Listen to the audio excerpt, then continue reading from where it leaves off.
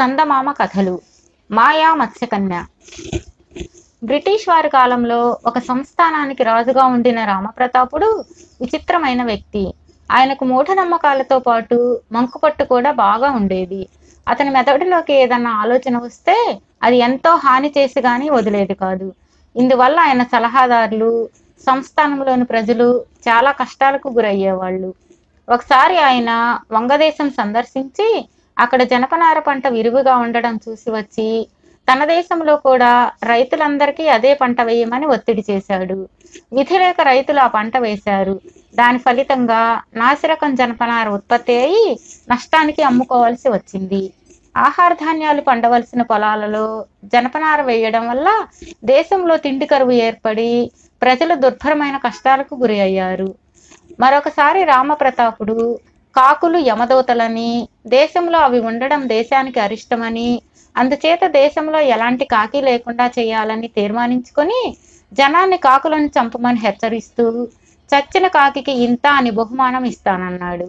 ప్రజలు కాకులను చంపి తెచ్చి రాజధానిలో గుట్టలుగా పోసి డబ్బులు పుచ్చుకున్నారు. ఆ కాకుల కళేబరాలను ఏం చేయాలో తోచలేదు. వాటి నుంచి దుర్గంధం బయలుదేరి రాజధాని పౌరులకు బతుకు దుర్భరమైంది. అంతేగాక కాకులు పాకీ పని అద్భుతంగా చేయగలవు. ఇప్పుడు దేశంలో కాకులు లేని కారణంగా ఎక్కడి కుళ్ళు అక్కడే దిగబడి రోగాలు వ్యాప్తి చెందాయి. జరిగిన పొరపాటు తెలుసుకుని రామప్రతాపుడు పొరుగు దేశాల నుంచి కాకులను తెచ్చిన వారికి బహుమానాలు ప్రకటించాడు. అలాంటి వాడు మన రామప్రతాపుడు.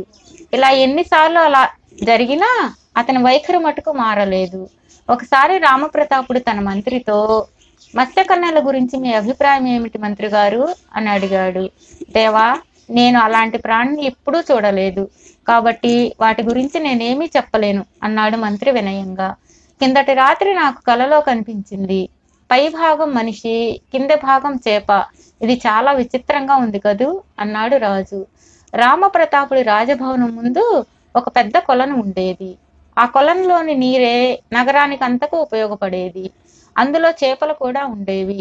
వెన్నెల రాత్రులప్పుడు రామప్రతాపుడు చిన్న డింగీలో ఆ కొనలలో విహరించేవాడు. మంత్రితో మత్స్యకన్య గురించి మాట్లాడిన రాత్రి మంచి వెన్నెల రాత్రి. ఆ రాత్రి రామప్రతాపుడు డింగీలో ఒంటరిగా కొలనులో నౌకా విహారానికి బయలుదేరాడు. అయితే ఆయన అంతలోనే తిరిగి వచ్చి వెంటనే రమ్మని మంత్రికి కబురు పంపాడు. మంత్రి వచ్చాడు. రాజు అతనితో, మన కొలనులో ఇంతకు ముందే మత్స్యకన్యను చూశాను. అది నా డింగీ ముందు గాలిలోకి ఎగిరి నీటిలో పడింది. నేను స్పష్టంగా చూశాను.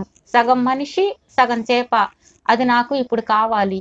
అది తప్పించుకుపోకుండా కొలను చుట్టూ కాపలా ఏర్పాటు చేసి దాన్ని పట్టుకునే ఏర్పాట్లు చేయించండి అన్నాడు. అది భ్రమ కావచ్చు మహారాజా. ఒక పెద్ద చేపను చూసి మీరు మత్స్యకన్య అనుకున్నారేమో. అస్పష్టమైన చంద్రకాంతి కదా అన్నాడు మంత్రి. నాకేమీ చత్వారం లేదు. వెంటనే నేను చెప్పినట్లు చేయించండి అన్నాడు రాజు. మత్స్యకన్య మనుషులు వచ్చి కొలను యావత్తు గాలించి వదిలిపెట్టి వెళ్ళారు.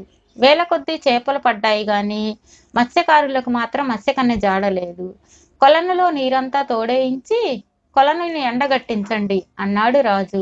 అలా చేస్తే నగరం అంతా జలమయమైపోతుందని, దానితో పాటు తాగడానికి చుక్క నీరైనా లేక ప్రజలు అల్లాడిపోతారని మంత్రి చెప్పి చూశాడు. కానీ రాజు వినిపించుకునే రకం కాదు. తనకు ఆ మత్స్యకన్య కావాలి అన్నాడు. చిత్తం, కొలనులో నీరు తోడించే ఏర్పాట్లు 2-3 రోజులు పట్టవచ్చు. కాకపోయినా కొలనులో చిన్న చేప పిల్ల కూడా లేకుండా గాలించాం. మత్స్యకన్య ఉండే అవకాశమే లేదు. ఈ 2-3 రోజులు ఆలోచించి చూడండి మహారాజా. మీకు దిగ్భ్రమ లాంటిది కలిగి ఉండవచ్చు అన్నాడు మంత్రి. రాజు మంత్రి మీద విసుక్కున్నాడు. మంత్రి ఇంటికి తిరిగి వచ్చి తన అన్న కొడుకు హలధుడు అనే ఇంద్రజాలికుడు పొరుగు దేశం నుంచి వచ్చి ఉండడం చూశాడు.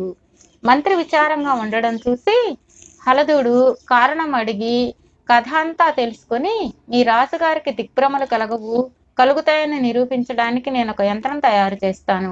నువ్వు వెళ్ళి విశ్రాంతి తీసుకో అన్నాడు. మంత్రి అవతల గదికి వెళ్ళగానే హలధుడు 3 అంగుళాల విడివి అంగుళం వెడల్పు గల కాగితం తీసుకుని మధ్యకు మడిచి మడత ఉన్న భాగాన్ని ఒక గాజులోట అడుగు భాగంలో అంటించాడు. ఒక చిన్న పింగాణి పళ్ళెం మధ్య ఒక ₹1 నాణెం బొమ్మపైకి ఉండేటట్లు పెట్టి కొద్దిగా నీరు పోశాడు. ఆ తరువాత గాజు లోట అడుగున ఉన్న కాగితానికి మంట పెట్టి లోటా నిండా దట్టమైన పొగ నిండేలాగా చేసి దాన్ని పింగాణి పళ్ళెం మీద బోర్లించాడు. ఇప్పుడు లోటా అంచుకుండా రూపాయి నాణెం కేసి చూస్తే అది పెద్దదైనట్లు కనిపించింది.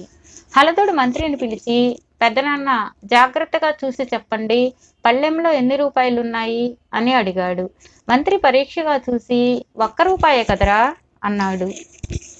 రూపాయే ఉన్నదని, ఎక్కువ లేవని రూఢిగా చెప్పగలవా అని మళ్ళీ అడిగాడు. ఆహా అన్నాడు మంత్రి.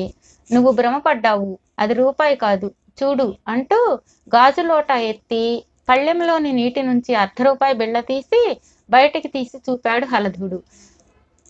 కన్ను భ్రమ పడిందనడానికి ఎలాంటి సందేహమూ లేదు. ఆ భ్రమ కలిగించే మార్గం హలధుడి దగ్గర తెలుసుకొని మంత్రి ఆ యంత్రాన్ని అలాగే తీసుకుపోయి రాజు ముందు పెట్టి, మహారాజా, ఇందులో మీకు ఎన్ని రూపాయలు కనబడుతున్నాయి అని అడిగాడు. రూపాయే ఉన్నది, నాకు ఏదైనా దృష్టిలోపం అనుకున్నారా ఏమిటి అన్నాడు రాజు. క్షమించండి మహారాజా, మా వాడు నన్ను ఇలాగే అడిగితే మీరు చెప్పినట్లే చెప్పాను. నా కళ్ళు భ్రమపడ్డాయని మా వాడు అన్నాడు. మీ దృష్టి నాకన్నా నిశితమైనది కదా, మీకు దిగ్భ్రమ అనేది ఉండదు కదా అని మిమ్మల్ని అడిగాను. లోటా కింద నిజంగా ఏమున్నదో చూస్తారా అన్నాడు మంత్రి. రాజు చెప్పున లోటా పైకి తీశాడు. పింగాణి పళ్ళెంలో రూపాయి మాత్రమే ఉన్నది. రాజు నిర్ఘాంతపోయి, నాకు కూడా కన్ను భ్రమిస్తున్నదన్నమాట. ఒకవేళ నేను చూసిన మత్స్య కన్నా భ్రమే అయి ఉంటుందా అన్నాడు తనలో తాను మాట్లాడుకుంటున్నట్లుగా. ఎందుకు కాకూడదు మహారాజా, ఆ క్రితం రాత్రే మీరు కలలో మత్స్యకన్యను చూశానన్నారు కదా, కొలను ఖాళీ చేయవలసిన అవసరం లేదేమో, ఏమంటారు చెప్పండి అన్నాడు మంత్రి. రాజు తల అడ్డంగా తిప్పాడు. మంత్రి ప్రాణం కుదుట పడింది.